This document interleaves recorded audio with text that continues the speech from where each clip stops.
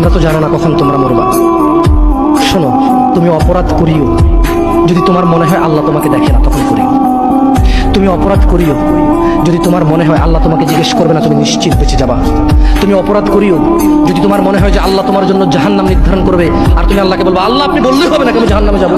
যদি এই ক্ষমতার অধিকারী হও তাহলে তুমি অপরাধ করিও।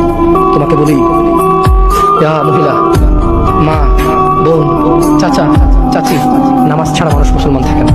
ওয়াল্লাহি আমি বলছি না কোথায় বাঁধবেন, তর্ক পড়ে। আমি বলছি আপনি নামাজটা স্টার্ট করেন। আমি বলছি না যে তারা ওই 20 রাকাত করবেন না 8 রাকাত করবেন। আমি বলছি যে আপনি পড়েন, 2 রাকাত হইল পড়েন। আমি বলছি যে আপনি ঈশান নামাজ 15 রাকাত দরকার নেই, আপনি শুধু 4 পড়েন। আমি কি বলছি সুন্নত বাদ দিতে? আমি বলছি যে তুমি পড়ছো না, শোনো, ভয় পেও না, ঈশান নামাজ 15 রাকাত তোমার উপরে ফরজ নয়। আমি তোমাকে না করছি না 15 রাকাত পড়তে, আমি বলছি যে তুমি নামাজই পড়ো না, 4 পড়ো। এই 4 রাকাত ঈশা না পড়লে তুমি মুসলিম নও।